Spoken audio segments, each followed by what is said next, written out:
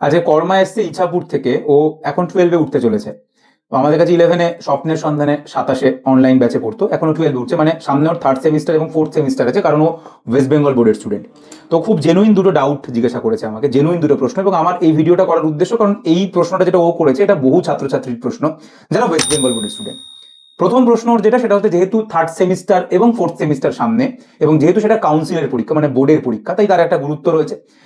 তাহলে ও কিভাবে পড়বে, মানে যে জিনিসগুলো হয়তো আমি পড়াচ্ছি না বা এনসিআরটিতে নেই বা আমরা পড়াচ্ছি না, সেইগুলোকেও কিভাবে পড়বে যাতে ওর 3rd সেমিস্টার 4th সেমিস্টারটাও ভালো হয়, আবার নিটের পড়াটাও কন্টিনিউ হয়। আর দুই, আর একটা ওর প্রশ্ন, সেটা হচ্ছে 11-এর যেগুলো ব্যাকলগ থেকে গেছে সেগুলোকেও কিভাবে ক্লিয়ার করবে, কারণ ও এটা জানে যে 12-এর নিট 11-12 দুটো নিয়ে, তো অবভিয়াসলি ওকে দুটোই পড়তে হবে, এবং 12-এরও বেশ কিছু চ্যাপ্টার পড়ার জন্য 11-এর জ্ঞান প্রয়োজন। তো প্রথম ডাউটটায় আসি যে 3rd সেমিস্টার 4th সেমিস্টারের পড়াও কিভাবে পড়বে। আমি বায়োলজির কথা বলি, আমার সাবজেক্ট। প্রথম কথা, 3rd সেমিস্টার এবং 4th সেমিস্টার কাউন্সিল প্রশ্ন করবে, এবং কাউন্সিল কিন্তু সবসময় প্রশ্ন করবে সিলেবাস দেখে।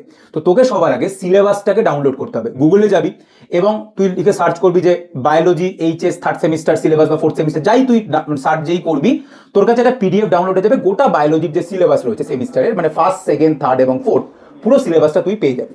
এইবার এই যে সিলেবাসটা তুই পেয়ে গেলি, এইবার তোর কাজ হচ্ছে এই সিলেবাসটায় যে যে টপিকগুলো লেখা রয়েছে মানে 3rd সেমিস্টারের বায়োলজিতে, সেই টপিকগুলোকে প্রত্যেকটাকে কভার করা। খুব সহজভাবে মানে উদাহরণ দিচ্ছি, যেরকম হিউম্যান রিপ্রোডাকশন রয়েছে, যেটা জুম করি, যে হিউম্যান রিপ্রোডাকশন। তো হিউম্যান রিপ্রোডাকশনের মধ্যে প্রচুর টপিক লেখা রয়েছে। এবার হিউম্যান রিপ্রোডাকশন আমি পড়াবো, হিউম্যান রিপ্রোডাকশন এনসিআরটিতে রয়েছে। একজন স্টুডেন্টের কাজ কি? একজন স্টুডেন্টের কাজ হচ্ছে যখন আমার ক্লাস হয়ে গেল, কিংবা সে যখন এনসিআরটি থেকে পড়ছে, তাকে প্রত্যেকটা টপিকের সঙ্গে মেলাতে হবে যে আমি সেটা পড়িয়েছি কিনা। যেরকম স্পারম্যাটোজেনেসিস উজেনেসিস আমি কি পড়িয়েছি? হ্যাঁ পড়িয়েছি, তাহলে ওকে এটা নিয়ে আর ভাবতে হবে না। এখানে লেখা রয়েছে ইমপ্ল্যান্টেশন, আমি কি পড়িয়েছি? হ্যাঁ পড়িয়েছি, তাহলে আর ওটা ওকে নিয়ে ভাবতে হবে না। এমব্রায়ো ডেভেলপমেন্ট আমি কি পড়িয়েছি? তাহলে ওকে আর পড়তে হবে না। মেনস্ট্রুয়াল সাইকেল আমি কি পড়িয়েছি? তাহলে ওকে আর পড়তে হবে না। তাহলে এরকম ভাবে ও প্রত্যেকটা টপিক দেখবে, যে যদি দেখে যে আমি ওটা অলরেডি পড়িয়ে দিয়েছি বা এনসিআরটিতে ওটা রয়েছে, তাহলে ওই টপিকগুলোকে নিয়ে ওকে আর ভাবতে হবে না।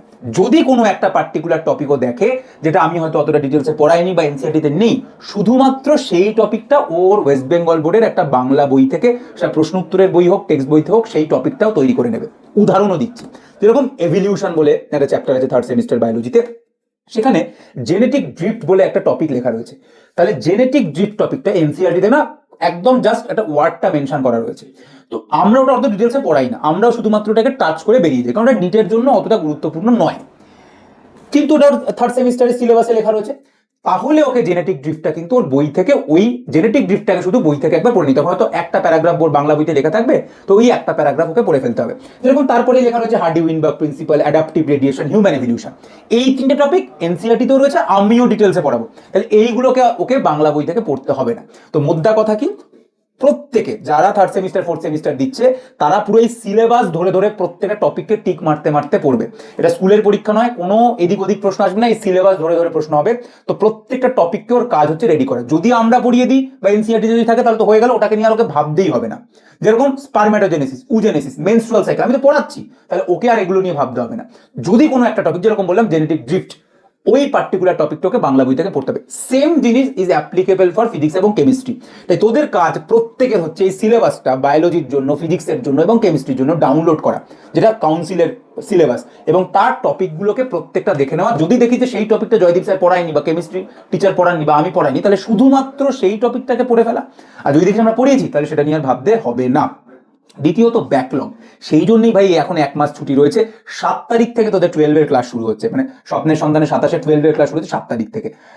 তার আগে এক্স্যাক্টলি 30 দিন তোদের হাতে রয়েছে। তো এই 30 দিনে তোদের যা যা ব্যাকলগ রয়েছে প্ল্যান করে, রুটিন করে সিলেবাসটা শেষ করে ফেল, যাতে 12-এ আর অসুবিধা না হয়। অনেকে সিলেবাস শেষ নিয়ে খুব চিন্তা করছিল, আমি যেরকম ওকেও বললাম যে আমার সিলেবাস জুলাইয়ের 31 তারিখ শেষ হয়ে যাবে, মানে পুরো 12-এর যে সিলেবাস রয়েছে সেটা আমি 31শে জুলাইয়ের মধ্যে শেষ করে দেবো, বা জুলাই মাস 30 দিনে কিনা জানি না। তো যাই হোক, জুলাই মাসের মধ্যে আমার সিলেবাস শেষ হয়ে যাবে।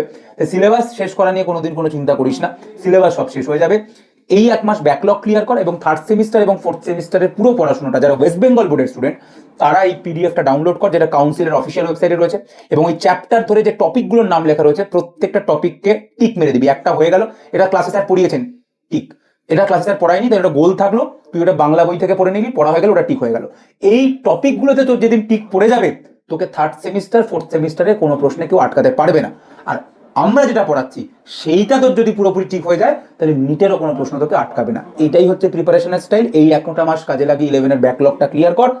আর থার্ড সেমিস্টার ফোর্থ সেমিস্টারের পড়াশোনাটা এই সিলেবাসের টপিক অনুযায়ী পড়া। আশা করা যায় বোঝাতে পারলাম। এরপরেও বুঝতে না পারলে কমেন্ট করে দিই, আমি দেখে পরের ভিডিও বানাবো। ধন্যবাদ।